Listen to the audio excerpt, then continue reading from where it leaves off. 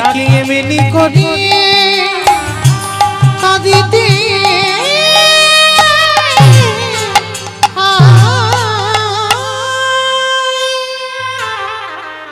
বসুন্ধরা মা ভগবানকে প্রশ্ন করছে, আমার স্বামী নাকি তোমার বন্ধু? বন্ধু যদি হয় তার কেন এত কষ্ট, তার কেন এত অভাব? ভগবান দৈববাণী করল, বসুন্ধরা আমি যে আমার ভক্তকে কৃপা করব, ওকে অভিমান মঞ্চ থেকে নামতে বলো। অভিমান মঞ্চ থেকে, অহংকার মঞ্চ থেকে নেমে আমার কাছে পাঠাও, আর আমার কাছে এলেই আমি ওকে কৃপা করব। বেশ প্রভু, আমি কথা দিলাম আমার স্বামীকে তোমার কাছে পাঠাবো। বসুন্ধরা কেঁদে বলে, ওগো দয়াময়, তোমার লীলার অন্তকে দেখিতে না পাই, দেখিতে না পাই, দেখিতে না পাই। সুদামা বলে, বসুন্ধরা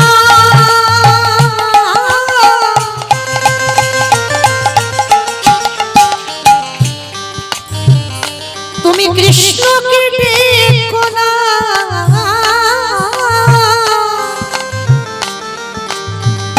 ও যে বড় পাষাণে তুমি কেন বোঝো না?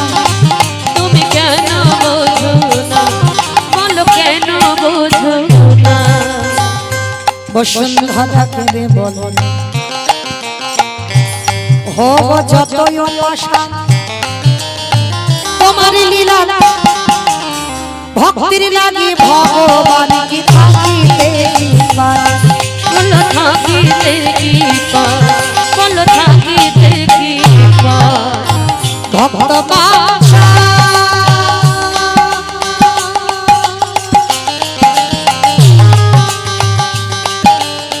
পূর্ণ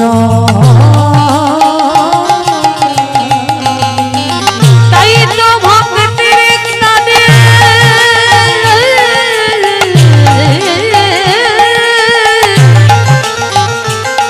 ছুটে আসে সে যে ভক্ত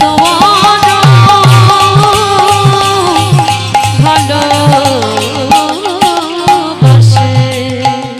তুমি তো জানো না বসুন্ধরা, কৃষ্ণকে যারা যারা ভালোবেসেছে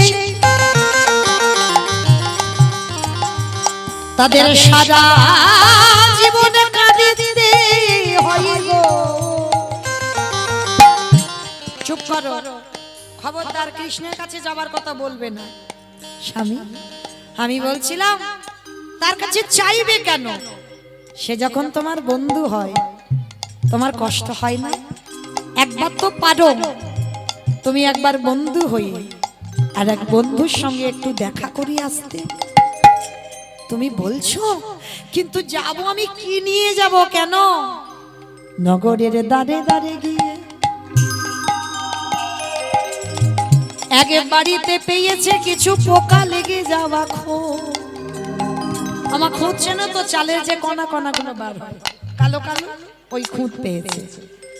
আর এক বাড়িতে পেয়েছে একটু গন্ধ হয়ে যাওয়া গুড়। আর এক বাড়িতে পেয়েছে শুকনো চিড়ে। দেবে কিসে গো? কোনো টিফিন বক্স, কোনো কন্টেনার নেই, দেবে কিসে?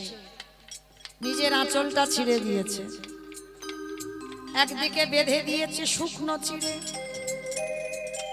আরে একদিকে বেঁধে দিয়েছে পোকা লেগে যাওয়া গুড়ের নাড়ু। স্বামীর হাতে তুলে দিয়েছে, যাও তোমার বন্ধুর সঙ্গে তুমি একবার দেখা করে এসো। বসুন্ধরা তুমি বলছো, তাহলে আমি যাচ্ছি, কেমন? এসো স্বামী। আজকের পুটলিটা বুকে করে নিয়েছে, ছুটে চলছে দ্বারকায় কৃষ্ণ বন্ধুর সঙ্গে দেখা করবে বলে। দেখা রে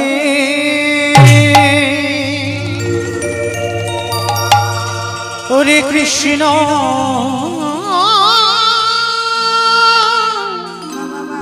কৃষ্ণ রে কত দূর, কত দূর আমি তো আর যে পারি না চলিতে পারি না। দেখা দে ওরে সখালি দেখা দে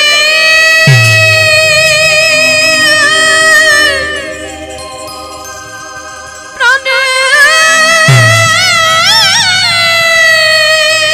কোনায় রে, দেখা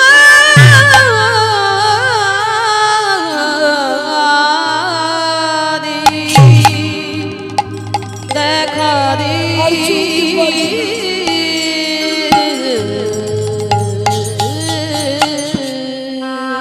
চরণটা ফেলেছি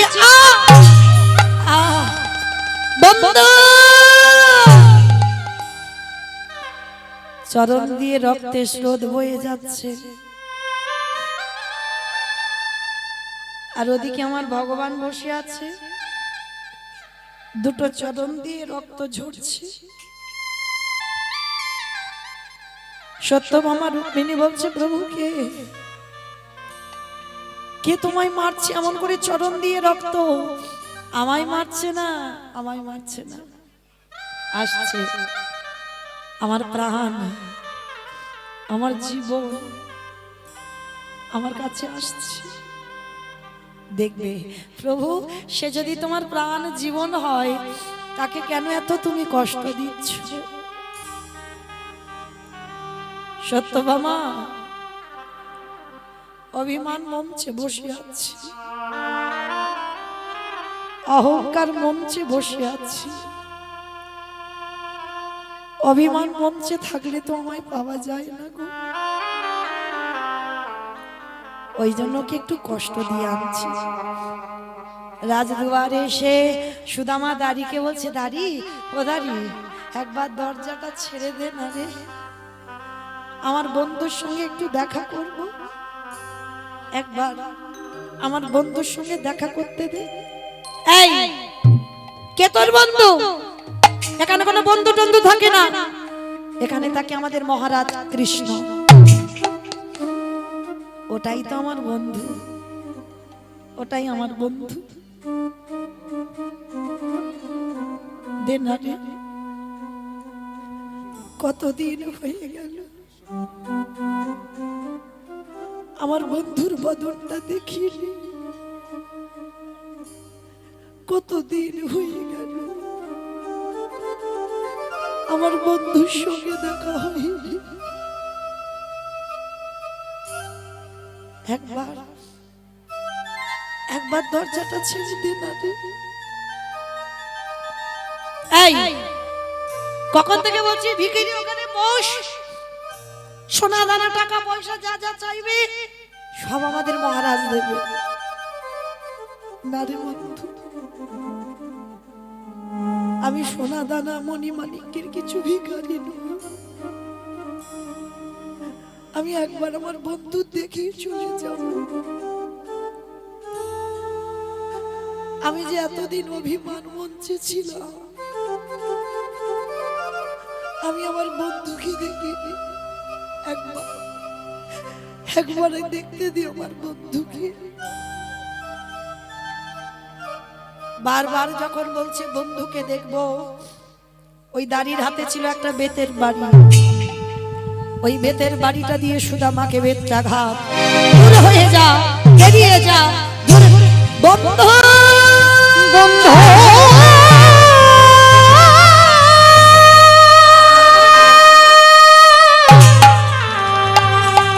দেখা দে।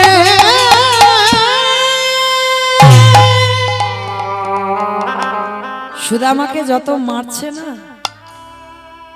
কৃষ্ণ সিংহাসনে বসেছিল, মুখ ঠুকে ধুলায় গড়াগড়ি যাচ্ছে। ভক্তের অঙ্গের প্রত্যেকটা আঘাত আমার ভগবানের গায়ে।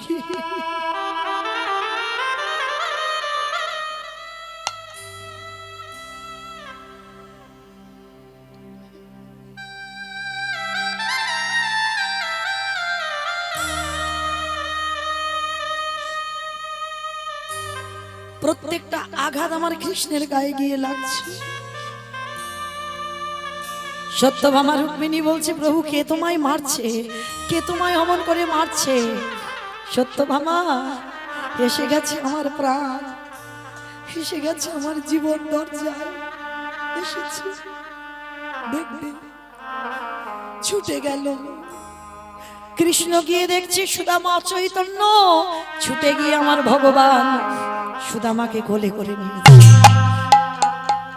পরশমণি পরশে লোহা যেমন সোনা হয়, আর আমার কৃষ্ণ পরশে সব জ্বালা জুড়িয়ে গেল। ভগবান কোলে করে নিয়ে যে সিংহাসনে বসে,